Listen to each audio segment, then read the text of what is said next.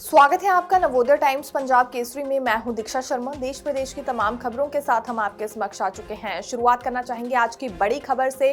पाकिस्तान को कोरा जवाब भारत के रक्षा मंत्री राजनाथ सिंह ने दिया है। दरअसल हाल ही में पाकिस्तान के रक्षा मंत्री ख्वाजा आसिफ की ओर से एक बड़ी स्टेटमेंट दी गई थी। ये एक तौर पर उन्होंने धमकी भारत को दी थी कि यदि भारत की ओर से कोई भी फॉल्स फ्लैग ऑपरेशन यानी कि छिपकर हमला किया जाता है तो इसका सीधा जवाब पाकिस्तान की ओर से दिया जाएगा और ये संघर्ष सीमा तक केवल नहीं रहेगा बल्कि कोलकाता तक हमला करने की बात यहां पाकिस्तान की ओर से की गई थी। इसी बात का जवाब रक्षा मंत्री राजनाथ सिंह की ओर से दे दिया गया है, जिसमें उन्होंने ये स्पष्ट किया है कि कोई भी नापाक हरकत पाकिस्तान की ओर से फिर की जाती है तो इस बार भारत पाकिस्तान को बख्शेगा नहीं। 55 वर्ष पहले जब पाकिस्तान को भारत ने सबक सिखाया था तो 2 टुकड़ों में वो बंट गया था, जिसका परिणाम आज भी भुगत रहा है और न जाने इस बार कितने टुकड़े पाकिस्तान के हो जाएंगे। ये परिणाम वो भुलाए नहीं भूल पाएगा।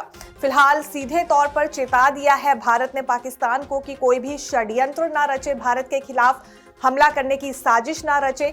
इस बार भारत ऐसा जवाब देगा जिसे पाकिस्तान कभी नहीं भूल पाएगा और जिसका एक बड़ा परिणाम भी पाकिस्तान को भुगतना पड़ सकता है। ईरान और अमेरिका के बीच सीज फायर लागू हो चुका है और इस बात का श्रेय डोनाल्ड ट्रंप ने पाकिस्तान को दिया है। हालांकि ईरान की ओर से भी पुष्टि कर दी गई है सीज फायर लागू होने पर, लेकिन डोनाल्ड ट्रंप का कहना है कि पाकिस्तान ने अपील की थी जिसके बाद उन्होंने ये फैसला लिया। पाकिस्तान के प्रधानमंत्री शहबाज शरीफ और आर्मी चीफ आसिम मुनीर ने उनसे ये अपील की थी कि जल्द से जल्द अब युद्ध विराम इस युद्ध पर होना चाहिए और यहां इस बात से इनकार डोनाल्ड ट्रंप नहीं कर पाए, जिस वजह से उन्होंने फैसला लिया है कि अगले 2 हफ्तों तक ईरान पर हमला नहीं किया जाएगा। लेकिन क्या आप जानते हैं इस्लामाबाद में अगली मीटिंग रखी गई है, यानी कि पाकिस्तान में 11 अप्रैल को ये मीटिंग होने जा रही है दोनों देशों के बीच, जिसमें फैसला लिया जाएगा कि क्या 2 हफ्तों के बाद दोबारा से संघर्ष जारी होगा या फिर इसे अब समाप्त कर दिया जाएगा। पाकिस्तान का कहना है कि दोनों देशों ने युद्ध विराम लगाकर यहां समझदारी दिखाई है। अब न जाने कितने लोगों की जान चली गई है, लेकिन आने वाला समय अब ईरान और अमेरिका दोनों के लिए अच्छा रहने वाला है। लेकिन क्रेडिट जो पाकिस्तान को दिया गया है डोनाल्ड ट्रंप की ओर से, फिलहाल उसे लेकर काफी ज्यादा चर्चाएं हो रही हैं। इससे पहले जब भारत और पाकिस्तान के बीच संघर्ष जारी था तो उसका क्रेडिट डोनाल्ड ट्रंप ने लिया था कि दोनों देशों के बीच उन्होंने संघर्ष रुकवाया है, सीज फायर लागू करवाया और अब डोनाल्ड ट्रंप ने पाकिस्तान को यह श्रेय दे दिया है। तो क्या पाकिस्तान और अमेरिका के बीच दोस्ती अब गहरी होती जा रही है और भारत के साथ क्या उस तरह की मित्रता अब डोनाल्ड ट्रंप की नहीं रही है? ये भी लगातार सवाल अब विपक्ष की ओर से उठाए जा रहे हैं। लेकिन इस सबके बीच जो मीटिंग होने वाली है 11 अप्रैल को पाकिस्तान में, फिलहाल उस पर नजर जरूर बनी रहेगी और ईरान ने यहां हॉर्मुज खोलने पर भी फैसला सुना दिया है। बढ़ेंगे अगली खबर की ओर जो कि मौसम से जुड़ी है। उत्तर पश्चिम भारत में लगातार पिछले कल झमाझम बारिश का सिलसिला जारी रहा। पंजाब हरियाणा में जहां फसल बर्बाद हो गई है, वहीं बात पहाड़ी राज्यों की करें, जम्मू कश्मीर हिमाचल प्रदेश में बर्फबारी और मूसलाधार बारिश का सिलसिला जारी रहा। काफी ज्यादा सर्दी का प्रकोप एक दफा फिर बढ़ गया है।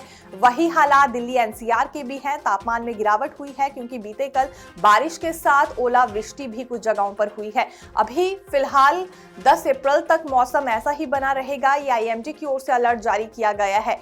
2 पश्चिमी विक्षोभ सक्रिय हो गए हैं जिसके बाद ये बारिश का सिलसिला लगातार जारी है। कुछ राज्यों में नुकसान भी हुआ है। पहाड़ी राज्यों में बर्फबारी होने से फिर से नेशनल हाईवेज बंद हो गए हैं। कुछ एक सड़कें भी प्रभावित हुई है, यानी कि अप्रैल के महीने तक वहां का जनजीवन अस्त व्यस्त है। जनवरी से ये बर्फबारी का सिलसिला हिमाचल प्रदेश, जम्मू कश्मीर और उत्तराखंड में शुरू हो गया था और लगातार अब 4 महीने होने वाले हैं बर्फबारी का दौर शुरू हुए। जम्मू कश्मीर से एक बड़ी जानकारी सामने आई है। लश्कर-ए-तैयबा के 5 आरोपियों को गिरफ्तार किया गया है। इसमें 2 आतंकवादी पाकिस्तान के बताए जा रहे हैं और 3 स्थानीय मददगार भी शामिल है।